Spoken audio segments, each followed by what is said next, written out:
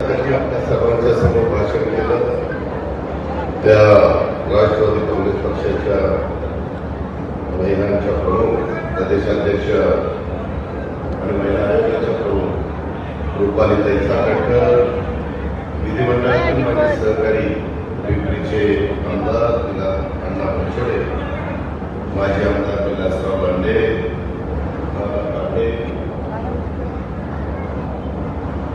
काटे, योगेश भर, हुसेन भोईर, मंगलाताई कदम, वसंतराव नाना लोंढे, प्रशांत शितोळे, शैलेंद्रताई पठाण, अपर्णाताई डोके, राजू मिसाळ, महेश्वर भोंगे, श्याम लांडे, प्रकाश सोमवंशी, सतीश दरेकर, कविताताई आराड, वर्षाताई जगताप, गोरक्षर उकंडे, ज्ञानेश्वर कांबळे, मोहम्मदभाई पानसरे, प्रभाकर वाघिणे, नारायणराव बैरोडे, वैशालीताई काळभोर, बाबा संजय विश्व, शुक्रला पठाण, जगदीश शेट्टी, फजल शेख, विजय लोखंडे,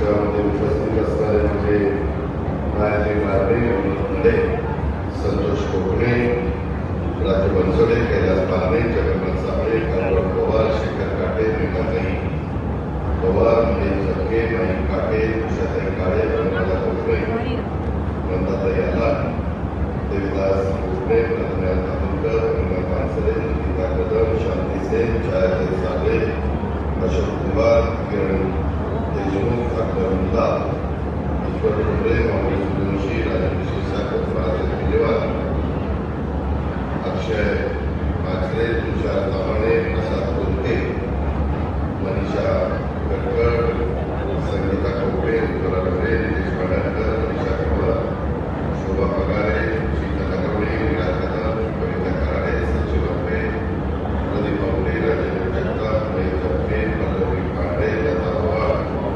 ॲडव्होकेट संदीप चिंचोडे, पंडित राठोडी, बापू पातळे, विकास साने, कुरेशी, काका कुरेशी, सुनील गडारे, निर्मलाताई माने, सौसर गडारे, शेख माऊली मोरे, त्यामध्ये सतीश दांडे, विष्णू शेळके, धनाजी विनोदे, तसंच निकिता कदम, डॅनियल दळवी, बाबा शिंदे, भजबळकर, धनाजी तांबे, गोरगौरी, संतोष निसर्ग, दीपक साखरे, गुरुबाबू गुजर, कैलास पाटील, संदीपन चौपाटे, ताराजी जवळकर, श्याम जगताप, मयूर कराटे, संताजी लोखंडे, राजू लोखंडे, संध्या गायकवाड, प्रसाद शेट्टी, बाबा कांबळे, सिद्धार्थ बनसोडे, सर्व उपस्थित कार्यकर्ते, त्याच्यामध्ये काही काही नाव डबल ती विषय आहे.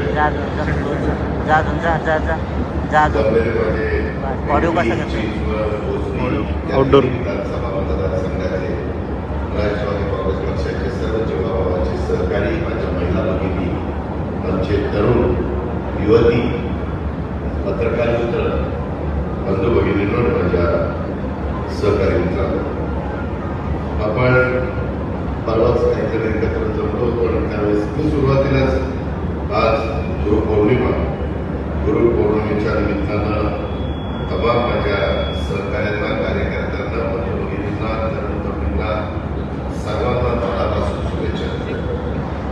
मित्रांनो, आपण त्या काळामध्ये पुण्यामध्ये बसलो होतो त्यावेळेस मी तुम्हाला सांगितलं की मी दुपारपर्यंत तुम्हाला वेळ देतो आणि दुपारनं पुणे शहराला वेळ देतो, कारण मला आज तिन्ही उडकायचं होतं, पुणे ट्रॅफिक पण घ्यायचं होतं, पण मला दोनच घेता आले. आणि त्यावेळेस अनेक कार्यकर्ते, अनेक सेलचे प्रमुख, अनेक इतर प्रमुख मला म्हणत होते की दादा, ठराविकच लोक तुम्हाला भेटतात, आम्हाला काही तुम्हाला सांगायचं असतं, आम्हाला तुमच्याशी जरा बोलायचं असतं, आमचे काही प्रश्न मांडायचे असतात.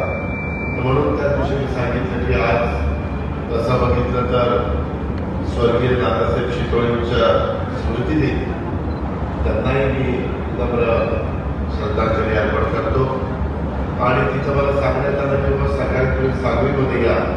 मी 7ला सांगलीमध्ये आलो, परंतु माझा एक धाकटा भाऊ आहे, रणजित पवार म्हणून त्याचं नाव आहे, त्याचं परवा एका हॉस्पिटलमध्ये, इनामदार हॉस्पिटलमध्ये हार्टच्या संदर्भातलं आणि मला तिथं भेट देणं गरजेचं होतं, कारण तो आज डिस्चार्ज घेऊन बारामतीला जाणार होता. म्हणून मी माझ्या सहकार्यांना म्हटलं की थोडासा मला उशीर होतो, मी जाऊन येतो आणि मग नंतर कार्यकर्त्यांना भेटतो, महिला भगिनींना भेटतो, शिष्टमंडळांना भेटतो. बहुतेकांना भेटण्याचा मी प्रयत्न केला, काही जण राहिले, परंतु असं मधून आपण एकत्र बसू आणि अशा पद्धतीने एकमेकांशी संपर्क ठेवण्याचा प्रयत्न त्या बाबतीमध्ये करू. आज इथं विजय लोखंडेंनी, दत्त वर्षांनी, गोरक्ष लोखंडेंनी, संदीपान लोखंडेंनी, कविता दयाल, गौसे गोरी, योगी भर, शबीर पठाण, विलास राणे, बाबा कांबळे, पाली चाकणकर या सगळ्यांनी आपली मतं मांडली, विचार मांडले. इतरांना पण मांडले, शेवटी पंडित गौरी मला म्हणले दादा मला बोलायचं आहे, इतर पण काही सहकारी मित्र म्हणत होते बोलायचं आहे, पण वेळ पण खराब झालेला आहे. आणि आपल्याला पण आपापल्या घरी नकुलच्या कामाच्या करता जायचं आहे. आज इथं आल्यानंतर मधल्या काळामध्ये काही राजकीय घडामोडी घडल्या. आपणच कार्यकर्त्यांना दाखवून देतो, आपणच मदत देतो, त्याचा उल्लेख थोडासा उतरता विलास लांडेंनी केला. अनेकांना मी 91ला तुमच्या बाबत संबंध आल्यानंतर खासदार म्हणून मी खूप साध्या साध्या कार्यकर्त्यांना पुढं आणण्याचा प्रयत्न केला. गाव होते, गाव बाहेरचे होते आणि कधी तसा वाद होऊन दिला नाही. सगळ्यांना न्याय देण्याचा प्रयत्न केला, सगळ्यांना मदत देण्याचा प्रयत्न केला. परंतु एखाद काही कार्यकर्त्यांना किंवा दादा इथली पदं तुम्ही दिली, महापौर पद, उपमहापौर पद, स्टँडिंग कमिटी असेल किंवा सभागृह नेता असेल किंवा पूर्वी PCMP होती त्याचं प्रमुख पद असेल, शिक्षण मंडळाचं असेल, अशी अनेक पदं आम्हाला दिली, प्रभागाची प्रमुख पदं दिली. परंतु राज्य स्तरावरची पदं ज्या प्रकारे आम्हाला मिळायला पाहिजे होती, ती महामंडळाची असतील, विधिमंडळाची असतील किंवा पार्लमेंटची असतील, तशा पद्धतीनं थोडासा पिंपरी चिंचवडला पक्षाकडनं दुर्लक्ष झालं आणि ते कुठंतरी आमच्या मनामध्ये राहून आहे, ती कुठंतरी दूर केली पाहिजे. ती खंत आम्हाला आहे, ती कुठंतरी दुरुस्त केली पाहिजे. अशा प्रकारच्या पण सूचना काही केल्या, तशा प्रकारचे निवेदन देखील मला काही दिली. ती वस्तुस्थिती मी नाकारत नाही. आताच्या काळामध्ये काही राजकीय स्थित्यंतर घडली आणि ती स्थित्यंतर घडल्यानंतर मी उद्या महाराष्ट्राला सांगतोय की बाबा आपण शिवशाहू फुले आंबेडकरांची विचारधारा सुद्धा सोडलेली नाही. कालच्या अर्थसंकल्पामध्ये देखील मी ते स्पष्टपणे सांगितले. अनेक सभांच्या मध्ये मी सांगतो, अनेक प्रेस कॉन्फरन्समध्ये मी सांगतो. त्याच्यामध्ये जरी युती ही भाजप, शिवसेना आणि राष्ट्रवादी काँग्रेसची असली तरी पूर्वी देखील युती राष्ट्रवादी काँग्रेस, शिवसेना, उभाटा आणि काँग्रेसची होती. आणि त्याच्या आधी काँग्रेसने आपण तर अनेक वर्ष पार्लमेंटमध्ये आणि लोकसभेमध्ये एकत्र काम करत होतो. स्थानिक स्वराज्य संस्थेमध्ये आपण त्याच्या विरोधामध्ये लढत होतो. ही सगळी पार्श्वभूमी बऱ्याच कार्यकर्त्यांना माहिती. मला त्या तरुणींना सांगायचं आहे की अजून आपल्याला सगळ्यांना थोडंसं अधिक जोमाने काम करावं लागणार. त्याचं कारण असं आहे की या पिंपरी शहराचा विकासाचा ध्यास आपण सगळ्यांनी घेतला. त्याच्यामध्ये पूर्वी अण्णासाहेब वडिलांचं योगदान होतं, नंतर रामकृष्ण मोरे साहेबांचं योगदान होतं आणि त्याच्यानंतरच्या काळामध्ये तुम्ही बहुतेकांनी जी सूत्र माझ्याकडे दिली आणि आपण सर्व जाती धर्माला कसं बरोबर घेऊन जाता येईल अशा प्रकारचा प्रयत्न हा मनापासून केला. तशा प्रकारची इथली शहरातली आणि कॉर्पोरेशनची पदं पण देण्याचं काम केलं. पण काही मध्ये निवडणुकीत काय घडलं काय नाही त्याच्या खोलात मी जात नाही. आता देखील काही घडलं. आम्ही कुणाचा आदर करणारी माणसं नाही. तुम्ही अनेक वर्ष मला ओळखता. त्याच्यामध्ये जेवढं काही कार्यकर्त्याला मदत करता येईल, त्याचे प्रश्न सोडवता येईल, ते सोडवण्याचा प्रयत्न आपण मनापासून करत असतो. पण हे सगळं करत असताना कालचं उदाहरण सांगतो. काल आपण येऊ शकणार नाही, परंतु श्रीरंगाप्पा बाळाने होते, महेश लांडे देखील येऊ शकले नाही, परंतु अश्विनी काही जगताप होत्या, महायुतीच्या आमदार आणि बाकीचे इतर सहकारी त्यामध्ये आलेले होते. नंतर मी सगळ्यांनी सांगितलं की बाबा वेगवेगळ्या DPC विलास आमदार बरेच वर्ष होतात, त्यालाही माहिती DPC कशी चालते. तुम्हाला सगळ्यांना माहिती आहे की मी कधी फार भेदभाव करणारा कार्यकर्ता नाही. आता इथल्या कितीतरी लोकांना माहिती आहे की आपण जरी मोठ्या संख्येने महानगरपालिकेमध्ये आपलं बहुमत असलं तरी देखील मी विरोधकांना पण सामावून घ्यायचो, काही त्यांची पण कामं करायचो, त्यांना पण निधी द्यायचो. ही गोष्ट भाऊसाहेबांना पण माहिती आहे. भाऊसाहेबच्या बरोबर त्यावेळेस विनोद कडे आणि बाकीचे सगळे सहकारी आपल्या बरोबर आले त्यांनाही माहिती आहे. कारण शेवटी ते पण काही भागाचं प्रतिनिधित्व करत असतात. काल काही गोष्टी तिथं झाल्या, वास्तविक सगळं चालत नव्हतं. ते सगळेजण 5 ते 2ला मीटिंग सुरू झाली, 2.5 तास मीटिंग झाली. आणि मी होतो, आपले चंद्रकांत दादा होते, दिलीप वळसे पाटील होते, नीलमताई कोळे होत्या, पवार साहेब होते, त्याच्यामध्ये सुप्रिया सुळे होत्या, अमोल कोल्हे होते, श्रीकांत पारसे होते, वेदाताई कुलकर्णी होत्या आणि बरेचसे आमदार होते. सगळ्यांची नावं घेत नाही. आणि त्यामध्ये कामं कुठली काय तर त्याच्यामध्ये सातत्याने सुप्रिया म्हणाली की बाबा मावळमध्ये जास्त दिलं, मावळमध्ये जास्त दिलं. मावळ पण आपल्याच भाग आहे. त्या भागामध्ये थोडीशी कामं अधिकची करणं गरजेचं होतं. कारण लोणावळासारखं शहर आहे, इतर काही बाबी आहेत. आणि त्याच्यातनं सुनील शेळके म्हणते किंवा सारखं मावळचा का उल्लेख करतात. त्याच्यात शिरूर लोकसभा मतदारसंघात, बारामती लोकसभा मतदारसंघाला बऱ्यापैकी दिलेला असा भेदभाव कशाला करतात. आणि काल देखील मी त्यांना सगळ्यांना सांगत होतो, सगळ्यांचा मत ऐकून घेत होतो. तर वेळ लागला तरी चालेल, परंतु कुणाला दुखवायचं नाही, कुणाला नाराज करायचं नाही. जे काही प्रश्न असतील ते प्रश्न समजून घ्यायचे. परंतु काल इथल्या सभेमध्ये सुप्रिया सुळे मी सांगितलं साहेबांचा मी अपमान केला. मी कधीच साहेबांचा अपमान केलेला नाहीये, करणार पण नाही, काही कारण पण नाही. कारण त्यांना मी अनेक वर्ष दैवत म्हणून मानत आलेलं. पण काहीतरी अशा पद्धतीचं निरेटिव्ह हा डेव्हलप करायचा आणि त्याच्यातनं कार्यकर्त्यांना आणि जनतेला सांगायचं साहेबांचा अपमान केला, साहेबांना असं केलं तसं केलं, कशाचा मी अपमान करतो. मी त्याच्यामध्ये अनेकदा फुले म्हणाले आम्हाला निधी नाही. त्यावेळेस मी कारणास्तव सांगितलं की डीपीडीसी मध्ये कुणाला अधिकार आहे, कोण निमंत्रित आहे, आमदार पण निमंत्रित आहे, खासदार पण निमंत्रित आहे. परंतु तुम्हाला माहिती आहे 2004 मध्ये तुमचा पालकमंत्री झालं, ते 2014 पर्यंत मी पालकमंत्री होतो, 10 वर्ष. आणि त्याच्यानंतर पुन्हा मध्ये 2.5 वर्ष होतो आणि आता 1 वर्ष, जवळपास 13-14 वर्ष मी पालकमंत्री. त्याच्यामध्ये अनेक बैठका मी करत असतो. ते माझे आणि आजी आमदार म्हणून विलास आणि अण्णांनी पाहिलेले आहेत. तुमच्यातले पण काही सदस्य जे डीपीसीचे मेंबर आहेत त्यांनी पण त्या गोष्टी पाहिल्या. पण काहीतरी असं सांगायचं यांची बळजबरी चाललेली आहे, हे बोलून देत नाही, हे निधी देत नाही, हे निव्वळ नरेटिव्ह सेट करण्याचं काम आहे. याच्यामध्ये अजिबात तथ्य नाही. आपण सुसंस्कृत महाराष्ट्र एक जी काही ओळख स्वर्गीय यशवंतराव चव्हाण साहेबांनी निर्माण केलेली आहे त्याचा आदर करतच आपण सगळेजण पुढे चाललेलो आहे. तिथं कुठेही आपण चुकीचं वागत नाही. आणि त्यामुळं जे काही गैरसमज पसरवण्याचं काम चाललंय त्याची नोंद कृपा कार्यकर्त्यांनी पण घ्यावी आणि माझ्या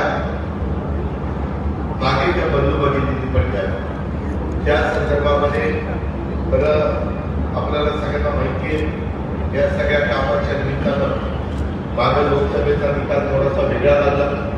देश पातळीवर आले, मोदी साहेब 3ऱ्यांदा पंतप्रधान झाले, परंतु थोडंसं अल्पसंख्याक समाज त्या महायुतीपासून जरा बाजूला गेलेला पाहायला मिळाला.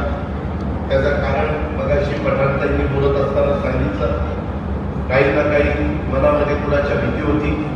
परत हे आले तर काहीतरी वेगळं करतील, आपल्याला काही मताचा अधिकार देणार नाही किंवा आपल्यावर अन्याय होईल, असं काही घडलं जाणार नाही. कारण हा भारत देश आहे, हा सेक्युलर विचाराचा आहे, ज्याच्यामध्ये रयतेचा राजा म्हणून छत्रपती शिवाजी महाराजांची ओळख आहे.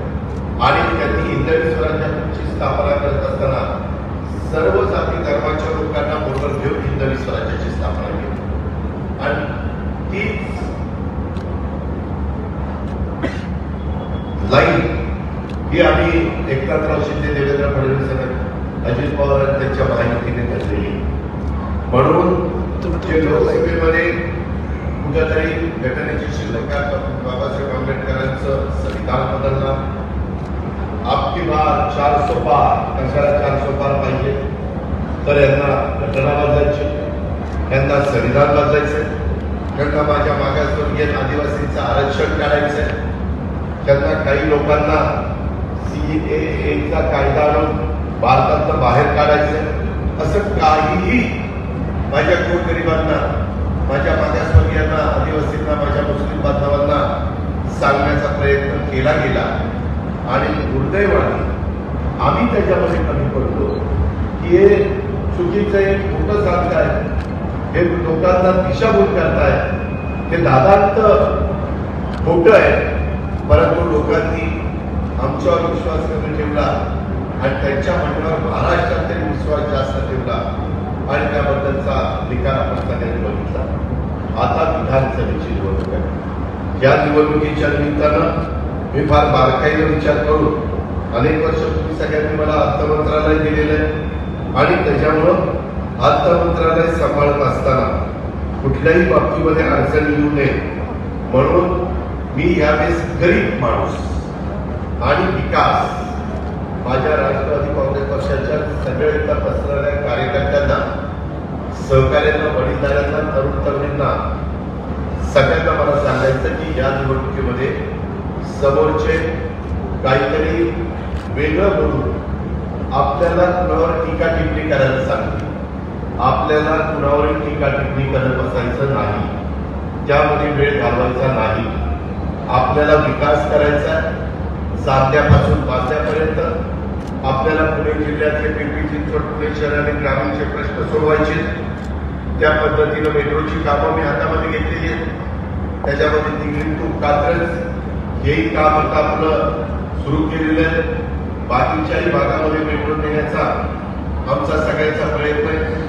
काही जवळची गावं ही कुठल्या महानगरपालिकेमध्ये टाकायची का नवीन महानगरपालिका निर्माण करायची, त्याबद्दलचा पण अभ्यास आणि विचार मी आणि माझे सगळे सहकारी करतायत. जे बहुमताने जनतेच्या मनात असेल ते करण्याच्या करता महायुतीचं सरकार कटिबद्ध त्या ठिकाणी राहील. इतर पण रस्त्याची कामं असतील, फ्लायओव्हरची कामं असतील, वेगवेगळ्या घटकाच्या वेगवेगळ्या योजना असतील, त्याच्यामध्ये सारथी असेल, महाज्योती असेल, त्याच्यामध्ये बार्टी असेल, आरटी असेल, मारुती असेल, अशा अनेक आपण सगळ्या जाती धर्माला कसा न्याय देता येईल याबद्दलचे निर्णय त्या महायुतीच्या सरकारने घेतलेले आहेत. आणि तुम्हाला पण माहिती आहे मी इतके वर्ष काम करतो, मी कधी जातीपातीचा नात्या डोक्याचा विचार केलेला नाही. त्याच्यामुळं तुम्ही सगळ्या मतदार बंधू भगिनींना हसून सांगायला काही हरकत नाही. आपण तुमच्या माझ्या महाराष्ट्रामध्ये गुंतवणूक कशी वाढेल तोही प्रयत्न आम्ही करतोय. लवकरच आम्ही श्वेतपत्रिका इंडस्ट्रीजच्याबद्दल काढतोय, ती तुम्हाला त्या बाबतीमध्ये पाहायला मिळेल. शहरं वाढतायत, ते नागरीकरण मोठ्या प्रमाणावर होत असताना शहरातले प्रश्न कसे सुटतील. आज साखर असेल किंवा बाकीची जी काही राजूर नगर असेल, ही जी काही बेदलकरवाडी असेल, एवढी मोठी लाखाला त्याच्या पुढे तिथली लोकसंख्या झालेली आहे. अशा कितीतरी आपल्याला ग्रामपंचायतीचा उल्लेख करता येईल. वाघोली असेल, अशा पद्धतीनं इथं पण काही समस्या आहेत. त्या समस्या दूर करण्याच्या करता मी केंद्राचा पण नितीन गडकरी, अमित भाई शाह, आपले नरेंद्र मोदी यांच्याशी चर्चा करून तिथलाही निधी आणतोय, राज्य सरकारचा निधी देतोय. काल परवाच मी शेतकरी आयुक्तांना घेऊन बसलो होतो. 1150 कोटी रुपयाचा इंद्रायणी आणि माझी पवना या नदीचं पोल्युशन कमी करण्याच्या करता sewerage STP, sewerage treatment plant, CPU हे आपण बसवतोय. त्याचं काम इंदूरला ज्या एजन्सीने केलं किंवा तुमच्या माझ्या महाराष्ट्रामध्ये हे अंडरग्राऊंड ड्रेनेजचं काम चांगलं जिथं झालेलं आहे अशा एजन्सीला सर्वे करायला आपण सांगितलेलं आहे. आणि त्याच्यातून माझ्या शहरामध्ये डासांचा प्रादुर्भाव कमी होईल, माझ्या शहराला प्यायला व्यवस्थित पाणी मिळेल, माझ्या शहरामध्ये वापरलेल्या पाण्याची नीटपणे विल्हेवाट लागेल, या सगळ्याच्या बद्दल मी पालकमंत्री या नात्याने, तुमचा सहकारी या नात्याने तिथं बसतोय, आढावा घेतोय. दर 15 दिवसाला आढावा बैठका घेऊन कुठली कामं कुठपर्यंत आलेली आहे, कुठलं काम कोणत्या कारणाकरता अडलेलं आहे. आपल्या रेल्वे स्टेशन पण चालू करण्याच्या बद्दल आपण त्याच्यामध्ये रेल्वे मंत्रालयाच्याकडनं पुढाकार घेतलेला आहे. अशा इतक्या बाबी आपण त्या बाबतीमध्ये करतोय. काल रात्रीच मी अमित शहा आणि देवेंद्रजी असे काही अमित शहा इथं आले, त्यांच्या पक्षाचा दिवसभर कार्यक्रम आहे बालेवाडीला. त्यावेळेस पण काही राज्याचे प्रश्न घेऊन मी त्यांच्याशी चर्चा केलेली. आता अधिवेशन सोमवारपासून केंद्रात सुरू होत आहे, त्याही संदर्भामध्ये केंद्रीय मंत्र्यांना आपल्या प्रश्नाची सोडवणूक करण्याच्या करता आपण पाठपुरावा करतोय. मला सांगायचं तात्पर्य हे आहे की मागच्या वेळेस जो नरेटिव्ह 400 पार आपकी बात आज डेव्हलप केला, विकासाच्या बद्दल त्यांना बोलता येतं. अर्थसंकल्प सादर करत असताना ते म्हणतायत की हा चुनावी जिल्हा आहे. मला 10 वेळेला अर्थसंकल्प सादर करण्याचा मान मिळालेला आहे, संधी मिळाली, ती तुमच्यामुळे मिळाली. आणि त्यामुळं एकंदरीतच 13 कोटी जनतेचं संसाराचा गाडा कसा चालवायचा, गरिबाला कशी मदत करायची, त्याला लाभ कसा द्यायचा, त्यांना कोणत्या योजना आणायच्या, आणि ज्यांची ऐपत आहे त्यांच्याकडनं टॅक्स कसा मिळवायचा. आज देशात सगळ्यात जास्त जीएसटीचा टॅक्स हा जीएसटी राज्याचा आपल्या महाराष्ट्रामध्ये 15 ते 16% जमा होतो. त्याचा फायदा इंडिरेक्ट महाराष्ट्राला होतो, कारण निम्मा केंद्रात जातो, निम्मा आपल्याला जातो. वेगवेगळ्या प्रकारे तुम्ही बघताय की शहरामध्ये देखील आपण सुधारणा कशा प्रकारच्या करतोय. यावेळेस बजेटमध्ये मी माझ्यावर आरोप केला जातो, मी सकाळच्या काल माझी मुलाखत होती त्याच्यामध्ये सांगितलं आपलं जे उत्पन्न आहे ते उत्पन्न साधारण 42-43 लाख कोटी ही आपल्यामध्ये एकंदरीत उलाढाल होती, आणि त्या प्रमाणात आपल्याला कर्ज काढता येतं.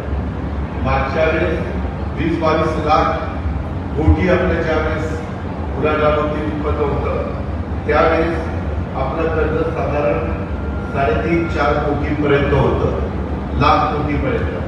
आता ते 7.5 लाख कोटीपर्यंत गेलेलं आहे. जी बंधनं RBI केंद्र सरकारचं अर्थ मंत्रालय त्यांनी घालून दिलेली, त्या बंधनाच्या बाहेर काही जात नाही. त्या चौकटीतच मी हे सगळं बसवतोय. मी यावेळेस शेतकऱ्यांना वीज माफी दिलेली आहे. शेतकरी समाधानी आहे. 3 हॉस्पॉट, 5 हॉस्पॉट, 7.5 हॉस्पॉटच्या मोटारी त्यांनी चालवल्या. फ्री वीज टप्प्याटप्प्याने दिवसा वीज देण्याचा माझा प्रयत्न आहे. त्यामध्ये क्रॉस सबसिडी शेतकऱ्यांना देत असताना माझ्या उद्योग धंद्याची वीज जास्त दर होता. 1.5 वर्षामध्ये आम्हाला तो 2 ते 3 रुपयांनी कमी करायचा आहे. त्यामुळे आणखीन आपल्याकडं इंडस्ट्री जास्त वाढेल, त्याच्यामध्ये गुंतवणूक करतील उद्योगपती, आणि रोजगार त्या ठिकाणी मिळेल, लोकांच्या हाताला काम मिळेल. तुमच्या पिंपरी चिंचवड तुमच्या माझ्या कष्टकऱ्यांची नगरी, कामगारांची नगरी अशी ओळख उद्योग नगरी म्हणून आपल्या पिंपरी चिंचवडची. मित्रांनो, आता काही जण स्वतःच्या स्वार्थाकरता इकडे तिकडे गेले, तिकडे फार आता लक्ष देण्याचं काही कारण नाही. मलाही सांगितलं की आता ही जागा जर भाजपाला गेली तर मला यावेळेस आमदार व्हायचे, तर मी आमदार कसा होणार, असंही काही ते आम्हाला ऐकवलं. अशा पद्धतीनं काही विचार केलेला आहे. त्या विचारधारेचा काही विचार करू नका. आज आपण चांगल्या पद्धतीनं सगळे मिळून केंद्र आपल्या विचाराचं आहे, त्याच्यावर गेल्याच्या 5 वर्षाच्या करता केंद्राचा निधी आपण आणू शकतो. समोरची लोक आणू शकत नाही, कारण ते मोदी सरकारच्या सातत्याने टीका करण्यातच त्यांचा वेळ घालवत आहे. त्याच्यावर फटका आपल्या राज्याला बसणार आहे.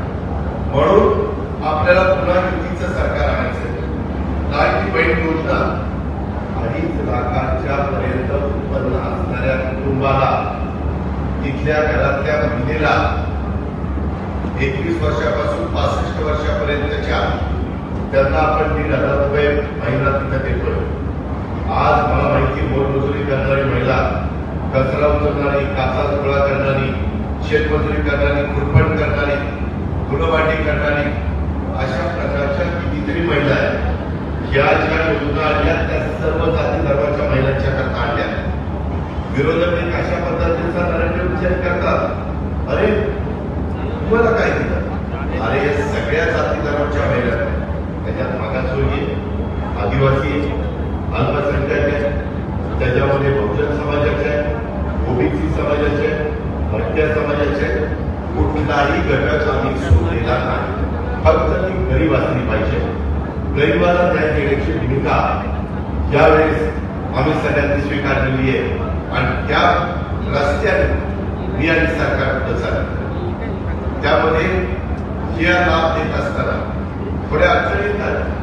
ते ऑनलाईन तुमचे अर्ज भरत असताना त्रास होतोय, परंतु प्रचंड मोठ्या प्रमाणात सगळ्या महाराष्ट्रात अर्ज येत असल्यामुळे कधी कधी काही अडचणी येत आहेत.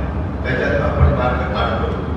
त्याच्यामध्ये पुढे कार्डधारक, केशरी कार्डधारक आणि अंत्योदय योजनेमध्ये मोडणारे सगळे कुटुंब ही त्याच्यामध्ये घेतली. त्या संदर्भामध्ये वर्षाला 18,000 आणि एका महिलेला आणि 2 महिला असतील तर त्या घरात 36,000 रुपये जाणार. त्यामध्ये जवळपास 46,000 कोटी रुपये वर्षाला जाणार. एवढा मोठा पैसा माझ्या महिलांच्या हातात जाणार आणि तो मार्केटमध्ये येणार. त्याच्यात कोणाची छोटी दुकानं चालतील, मोठी दुकानं चालतील, किराणा मालाची दुकानं चालतील.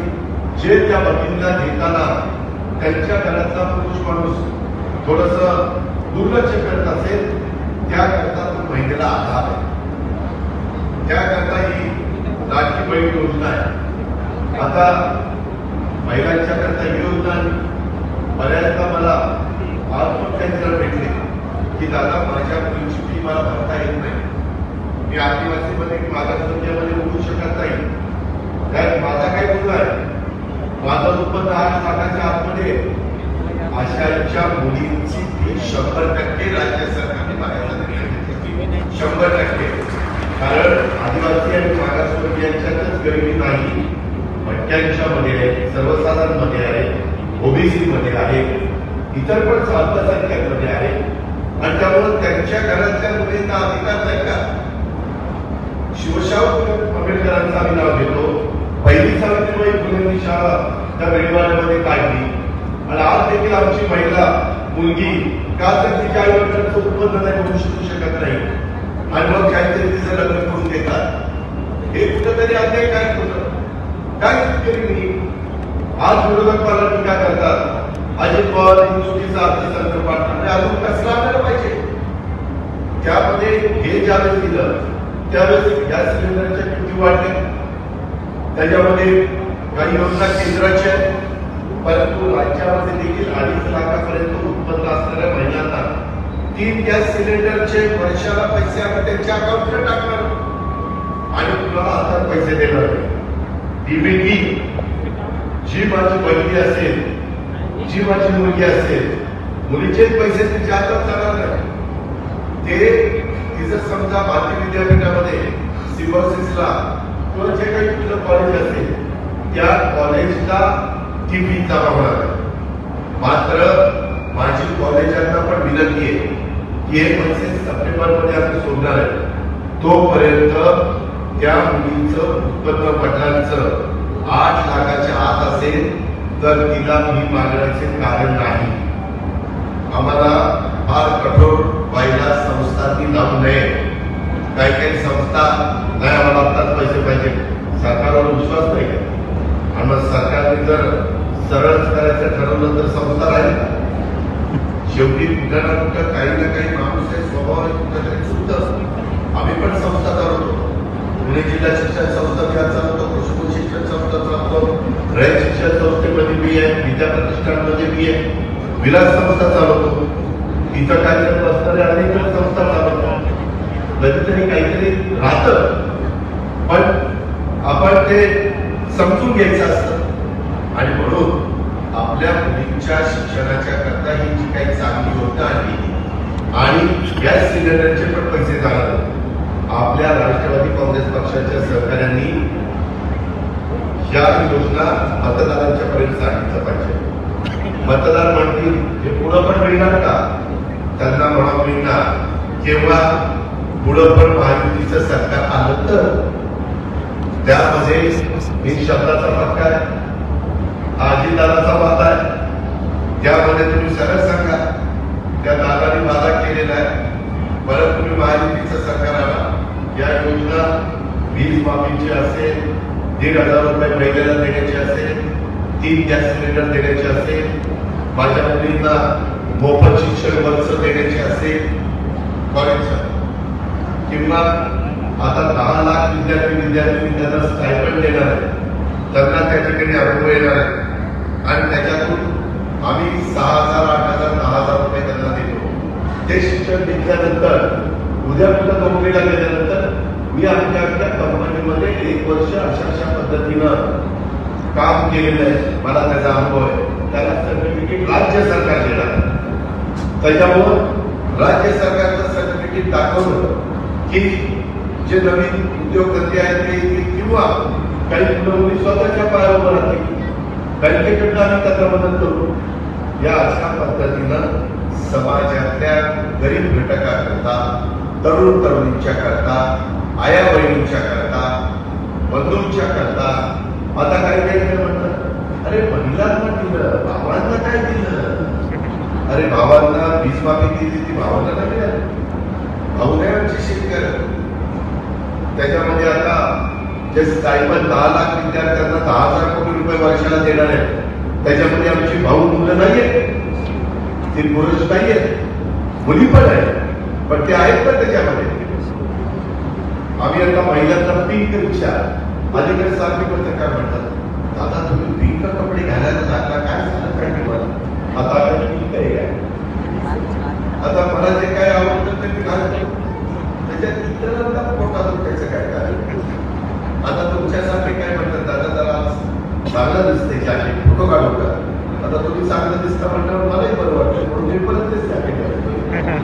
अशा परिस्थिती आहे. जॅकेट कुणी कसलं घातलंय, कुणी काय केलंय याची चर्चा करण्याच्या पेक्षा विकासाच्या योजना त्या घरापर्यंत येतात का त्यांनी मला विचारा ना. माझा लाभ, आमच्या सरकारचा लाभ त्या गरीब माणसाला, त्या मुलीला, त्या मातेला, त्या बहिणीला मिळतो का ते बघा ना.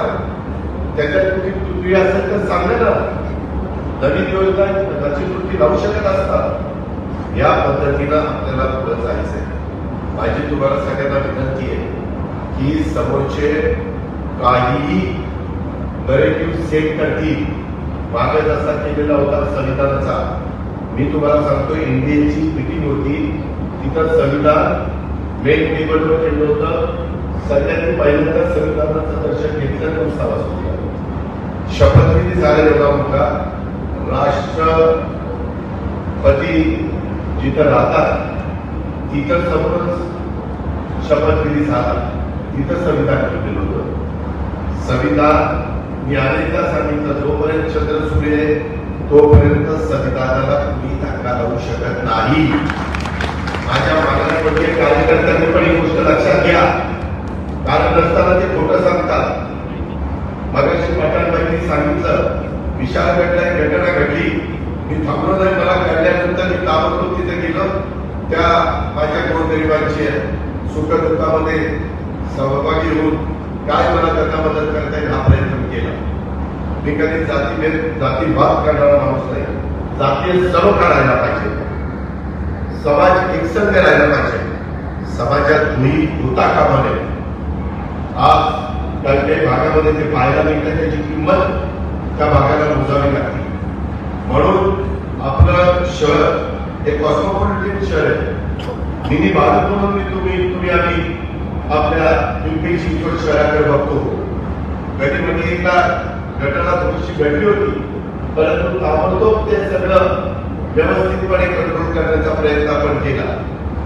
आजही या शहरामध्ये ज्या काही सांगतात आज खूप जणांनी माझ्या वॉर्डामध्ये हे पाहिजे ते पाहिजे ते विकास पाटील माझा वैद्य त्याला जर सोमवारी इथं बसवतो. मी शेखर सिंग आयुक्ताला सांगितलं की जी सार्वजनिक कामं असतील ती कामं झाली पाहिजे, लोकांना मदत झाल्या पाहिजे. आता स्टँडिंग कमिटी नाहीये, कॉर्पोरेशन नाहीये, नगरसेवक नाहीये. आपली इच्छा आहे की ती पण निवडणुका लागाव्या म्हणजे तिथल्या तिथं नागरिकांना नगरसेवक लगेच उपलब्ध होतो. समजा गटार काही घाट झालंय, काही साफ करायचंय, काही योजना राबवायची, काही नवीन गोष्टी तिथं आणायच्या, या पद्धतीनं या सगळ्या गोष्टी चाललेल्या आहेत. आणि म्हणून माझी तुम्हाला सगळ्यांना सांगणं आहे की जे काही मी यंदा राज्याला बजेट दिलेलं आहे ते राष्ट्रवादीच्या विकासाचं विजन आणि विचार त्यातून बजेट मधल्या त्या सगळ्या गोष्टी दिसत आहेत.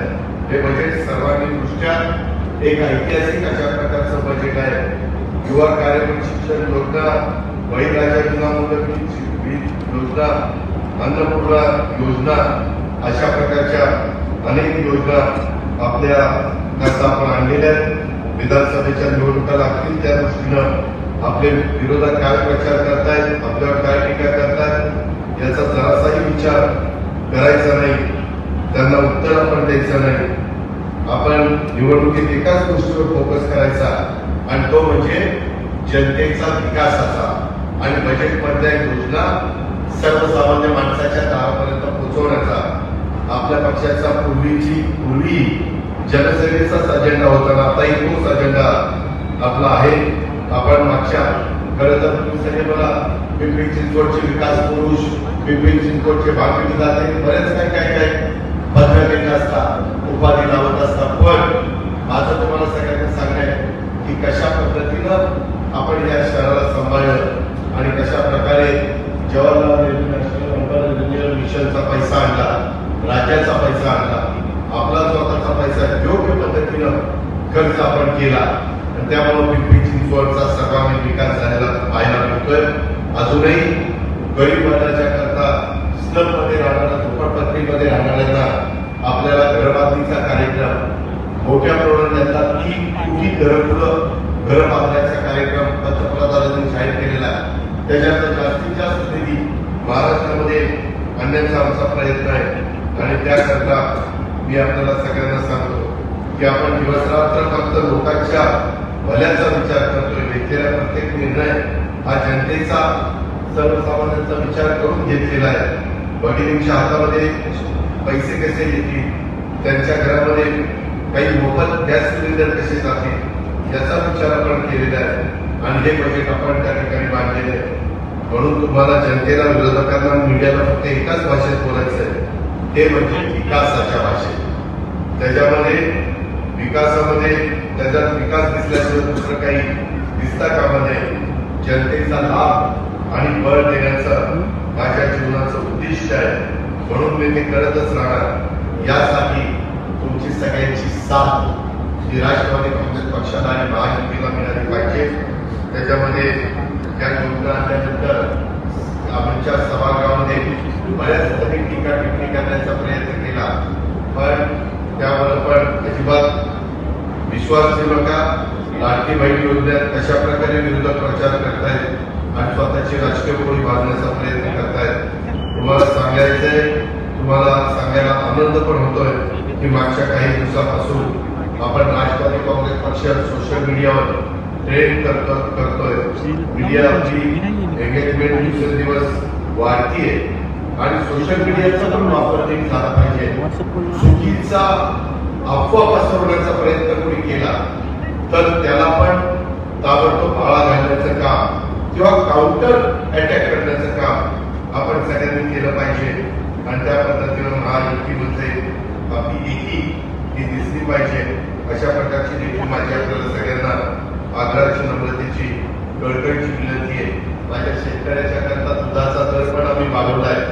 आपण राज्य सरकारकडे त्याला 5 रुपये जास्तीचा देतोय, परंतु तुम्हाला किफायतशीर दरामध्ये दूध मिळावं हा त्याच्या पाठीमागचा दृष्टिकोन आहे. अशा अनेक गोष्टी आपण आपल्या सगळ्यांच्या करता करतोय. येत्या 1 ऑगस्ट पासून पक्षाच्या वतीनं आपण काही काम हातामध्ये घेतलेलं आहे, ते पूर्ण राज्यामध्ये घेतलेलं आहे. त्याच्यामध्ये लोकोपयोगी योजना यांचा प्रचार आणि प्रसार हा कसा करायचा. तुम्हाला इथून बाहेर जाऊन मीडियाला देखील हेच सांगायचं आहे की आम्ही विकासाचा विचार घेऊन पुढचं राजकारण करणार आहोत. विधानसभेत देखील विकासाचं राजकारण घेऊन जाणार आहे आणि निवडून येईल अशाच उमेदवाराला आपण तिकीट देणार आहोत. त्याच्यामध्ये येत्या 1 ऑगस्ट पासून पक्षाच्या वतीनं काही फी ही तुमच्या मतदारसंघामध्ये येतील. तुम्हाला दिला जाणारा कार्यक्रम कसा राबवायचा यासाठी ते तुम्हाला मदत करतील. मी स्वतः उद्या जरी 22 तारीख असली तर मी त्याच्या आधी 22 तारखेला माझ्या वाढदिवसाच्या दिवशी आई आणि आईच्या जवळ थांबायचं. कारण माझी आई आज जवळपास 86 वर्ष पूर्ण तिला झालेली आहे. त्याच्यावर तिच्या बरोबर मी दिवसभर घालवायचो. परंतु आजच मी तिला सकाळी फोन केला. काही त्यावेळेस मी पारनेर नगर म्हणजे पूर्वीचा अहमदनगर, श्रीगोंदा आणि कर्जत या 4 मतदारसंघामध्ये मुलींची संवाद साधण्याच्या करता जाणार आहे. तुम्हाला सुद्धा अशा प्रकारे आपापल्या मतदारसंघात फिरायचंय, आपापल्या वॉर्डात फिरायचंय. नुसतं आज माझं भाषण ऐकलं की झालं असं नाही. तुम्हाला पण आजपासून कामाला लागायचंय आणि लोकांच्या समस्या सोडवण्याच्या करता प्रयत्न करायचा आहे. आपल्याला फक्त जनसेवेचा आणि विकासाचा विचार घेऊनच जनतेत जायचंय. येणाऱ्या निवडणुका काही झालं तरी आपल्याला माहितीला जिंकायच्या. राज्यातील जनतेची सेवा आज आपल्या निवडणुकीचा नरेटिव्ह असणार आहे आणि म्हणूनच तुम्हाला आपल्या प्रचार पद्धतीमध्ये जनसंवाद, जनसंवाद आणि हे शब्द वारंवार कसे दिसतील आणि पुढील काळामध्ये देखील ते कसे तुमच्या माझ्या बोलण्यामध्ये राहतील याच पद्धतीचा प्रयत्न करायचा आहे. पुढच्या काळात वरिष्ठांच्याकडून जे कार्यक्रम, ज्या काही सूचना येतील त्या आपल्याला पाहायच्या आणि त्याला अनुसरूनच आपल्याला पुढचं सगळं काम करायचं आहे. आता ज्याच्यावर जबाबदारी दिलेली होती त्या पिंपरी चिंचवडचा अध्यक्ष माझ्याकडे राजीनामा देऊन दुसऱ्या पक्षामध्ये गेला. ठीक आहे, त्याचा त्याला दखला. पण त्या भोसरीच्या परिसरामध्ये अनेक जीवाभावाचे सहकारी इथं आहेत. त्यांनी पण बाजूला गेलेल्या परंतु आजही आपल्याबद्दल आस्था असणाऱ्यांना परत आपलं करण्याचा प्रयत्न करायचा आहे. कारण असताना काही जण चुकीच्या अफवा आपल्याच कार्यकर्त्यांच्याबद्दल पसरवतात. आज मी आल्यानंतर काही सांगितलं, हो दादा देवदास गोपने अगोदर होतं, गोपने काम तिथं होते, काही काल तिथं नव्हते. कशाला तुम्ही त्यांचे नाव घेता, कशाला बदनाम करता. जे असेल ते काही जातून राहत नाही. आता मीडियामुळं वेगवेगळ्या तुमचं शूटिंगमुळं फोटो ते काही मोबाईलमध्ये काढतात त्याच्यामुळं काही लपून राहत नाही. आणि जो मनापासून आपल्या बरोबर आहे त्याला का करता, कशा काढण्याकरता तुम्ही अशा प्रकारे त्याची बदनामी करता. हे कुठेतरी थांबलं पाहिजे. आपण आपल्या माणसांना आधार दिला पाहिजे. अजूनही काही थोडंसं तयार करत असतील तर त्यांनाही त्या गोष्टी प्रशांत दीपक सगळ्यांनी समजून सांगितलं पाहिजे. शेवटी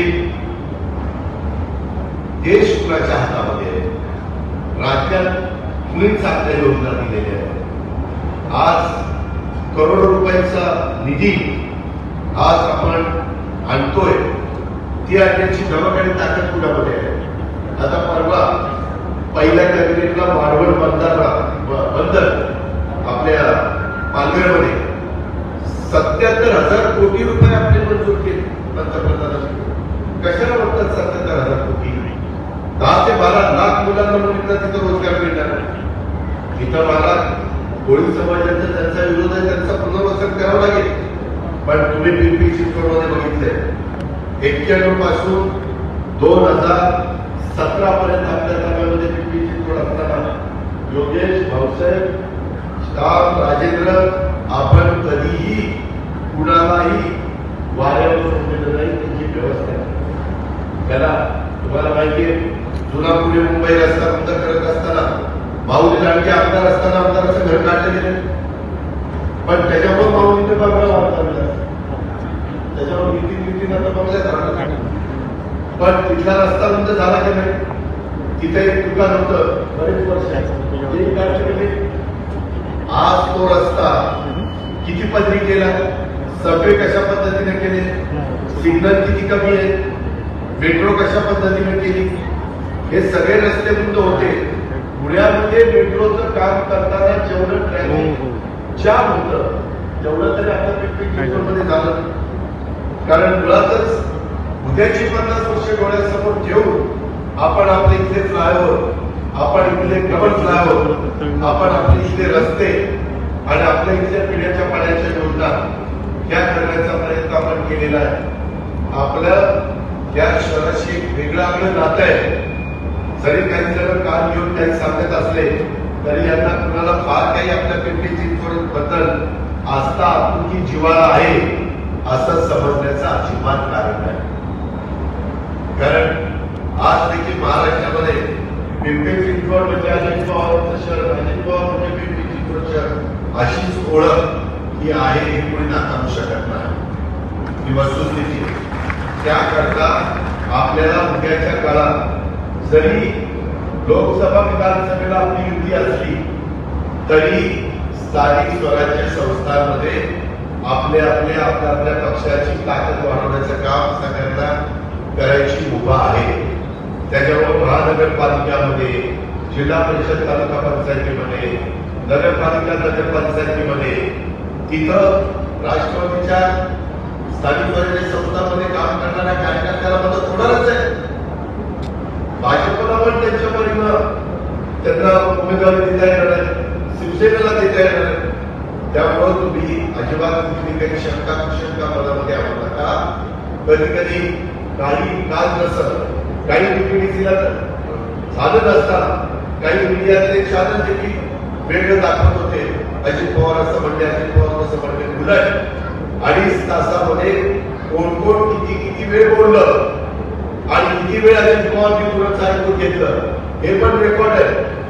ते काही झाकून राहिलेलं नाही. पण सहानुभूती कशी मिळवता येईल? दादांनी सगळ्यांना बोलून दिलं नाही, त्यासाठी बोलून दिलं नाही. त्याच्यामध्ये आता देखील बाबा म्हणाला मला बोलायचं बोलतो. त्याच्यामध्ये फक्त पंडितला म्हटलं तू काम करा,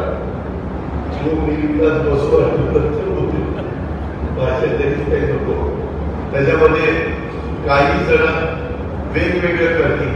आता उद्याच्या निवडणुकीच्या निमित्तानं तुम्हाला सगळ्यांना, विशेषतः भोसरी विधानसभा मतदारसंघातल्या कार्यकर्त्यांना अतिशय स्पष्ट भूमिका त्या ठिकाणी घ्यावी लागणार आहे. ही गोष्ट सगळ्यांनी या निमित्तानं ध्यानामध्ये घेतली पाहिजे. त्याच्यात कुठल्याही प्रकारचा बदल होता कामा नये अशा प्रकारे मला कविता तुलाही सांगायचं आहे, इतर सगळ्यांना त्या भागातल्यांना सांगायचं आहे. नाहीतर काही जण आपल्या बरोबर आहेत असं दाखवणार, तुला रात्री दुसरीकडे असतात, ते असले काही धंदे करू नका. दिवसाही आपलीकडेच राहा, रात्री आपल्याकडेच राहा, पहाटे पण आपल्याकडेच राहा. आणि जर रात्री दिवसा करायचं असेल तर बाबा तिकडे तुझं तुला लागला असंही करायला काही आपण मागे पुढं मागण्याचं काही कारण नाही. कार्यकर्ते कुणाचं कुणा वाचून लढत नसतं. मी आपल्याला स्पष्ट सांगतो, कुणाचं कुणाचं वाचून लढत नसतं. काळ हा सतत पुढे जात असतो, वेळ सतत बदलत असते आणि काळानुरूप वेळ आपल्याला पुढे जायचं असतं. आपल्याला पण उद्याच्या काळात महानगरपालिकेच्या निमित्तानं काही नवीन चेहरे महिलांच्या मध्ये, पुरुषांच्या मध्ये द्यावे लागणारच आहे. काही अनुभवी द्यावे लागणार आहेत, काही नवे द्यावे लागणार आहेत. अशा पद्धतीनंच वेगवेगळ्या घटकाला तिथं आपल्याला सामोरं घ्यावं लागणार आहे. आता आपल्यावर जी काही जबाबदारी मी सातत्य करतोय की कुणाला अध्यक्ष करायचं, कार्याध्यक्ष करायचं, वेगवेगळी नावं माझ्याकडे आलेली आहेत. मी 2-4 दिवसामध्ये अजून काही लोकांशी बोलून अध्यक्ष कुणाला, कार्याध्यक्ष कुणाला, आणि ते आपण कार्यकारिणी करत असताना त्याच्यात सर्व जाती धर्माचे लोक दिसले पाहिजे. अशा पद्धतीनं सेलच्या प्रमुखांनी आणि पदाधिकाऱ्यांनी पण तिथं अधिकचं लक्ष देण्याची गरज आहे. आणि प्रमुख लोकांनी आता इथं सगळ्यांनी माझ्याबरोबर अनेक वर्ष काम केलेलं आहे. तुम्ही पण आता थोडंसं माझ्या माहितीप्रमाणे ऑक्टोबरमध्ये मतदान किंवा उशिरा आलं तर नोव्हेंबरमध्ये, माझ्या अंदाज की ऑक्टोबर येईपर्यंत. आता जुलै महिन्यात संपत्ती पत्ता बघता, ऑगस्ट, सप्टेंबर, ऑक्टोबर हा कमी महिने आपल्या हातामध्ये आहेत. आम्ही सगळेजण आमच्या परीने दौरे काढणार होतो. आपल्याला उद्याच्या काळामध्ये एखादं शिबिर पण सगळ्या महाराष्ट्रातल्या कार्यकर्त्यांचं हे घ्यावं लागणार आहे. त्याच्यात पण मला आणि बाकीचे सुनील तटकरे, प्रफुल्ल पटेल, दिलीप वळसे पाटील, शरद भुजबळ, धनंजय मुंडे, अनिल मैदास पाटील, संजय बनसोडे, बाबा आत्राम, नारायण जिरवाळ, आदिती तटकरे हे सगळे जे काही आपले मंत्री आणि प्रमुख पदाधिकारी आहेत, सहकारी आहेत, त्या सगळ्यांना महाराष्ट्र पिंजून काढावं लागणार आहे. मी पण मुंबईमध्ये 2 दिवस थांबणारे आठवड्यात 5 दिवस मी राज्यामध्ये फिरणार आहे. तशा पद्धतीनं तुम्ही पण न कुठं कमी पडता आपल्या मनात आपल्या घरापासूनच करा. पहिलं घर कसं आपल्या बरोबर राहील, त्याच्यानंतर मग परिसर कसा राहील, अशा पद्धतीनं आपण पुढे जाण्याचा प्रयत्न करूया. तीच गोष्ट मला माझ्या पिंपरी चिंचवडकरांना, माझ्या जीवाभावाच्या राष्ट्रवादी काँग्रेस पक्षाच्या कार्यकर्त्यांना सांगायची होती. म्हणून आजच्या दिवशी आपण हा कार्यक्रम इथं आयोजित केलेला होता. परतच्या निमित्तानं देखील साधारण पुण्यातच पूर्ण सेंटर पडतं, म्हणजे तिकडच्या विदर्भातल्या, आमच्या उत्तर महाराष्ट्रातल्या, कोकणातल्या आणि पश्चिम महाराष्ट्रातल्या लोकांना देखील, मराठवाड्यातल्यांना ते यायला सोपं पडतं. आणि बऱ्याच जणांची मुलं देखील शिकायला असतात किंवा पाहुणे लावले असतात आणि त्यांना शिबिराच्या निमित्तानं त्यांचं देखील इतर कामं करून घेता येतात.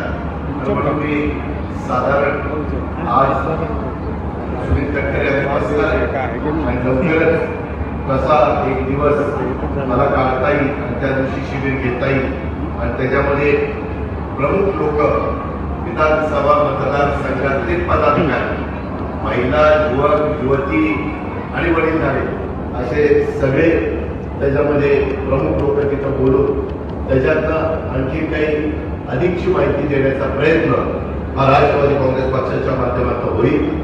कधी काही वेगवेगळ्या प्रकारची चर्चा लोक करतात, परंतु मी पुन्हा सांगतो, कुणाचाही अनादर आपण केलेला नाही, कुणाचाही अनादर पुढेही आपण करणार नाही. ती आपली परंपरा नाही, ती आपली संस्कृती नाही, ती आपली वडीलधाऱ्यांची शिकवण नाही. आणि त्यामुळं कारण नसताना कुणाच्याबद्दल गैरसमज निर्माण करण्याचा प्रयत्न हे समोरचे लोक करत असतील तर त्याला ताबडतोब खोडून काढण्याचं काम हे देखील आपण सर्व सहकारी मित्रांनी केलं पाहिजे. अशा प्रकारची विनंती, सूचना मी सर्व सहकार्यांना करतो. आज उद्याच्या वाढदिवसाच्या निमित्तानं आणि आज गुरुपौर्णिमेच्या निमित्तानं आपण अनेकांनी मला भेटले, मला शुभेच्छा दिल्या, त्याबद्दल मी आपल्या सगळ्यांचा अत्यंत आभारी आहे. नेहमीच तुम्ही मला भरभरून देण्याचा प्रयत्न केलेला आहे आणि मी आयुष्यामध्ये विसरू शकत नाही. त्याच्यामुळे माझ्या परीनं देखील पिंपरी चिंचवड शहराला, माझ्या पुणे जिल्ह्याला, माझ्या महाराष्ट्राला जे काही देता येईल, माझ्या कार्यकर्त्यांना जे काही देता येईल ते देण्याच्या करता देखील मी प्रयत्नाची पराकाष्ठा करीन. अशा प्रकारची खात्री आणि विश्वास मी आपल्या सर्व सहकार्यांना देतो आणि आपण मोठ्या संख्येने उपस्थित राहिल्याबद्दल आपल्या सगळ्यांचं मनापासून स्वागत करतो. तुम्ही सगळ्यांनी मला साथ देण्याचा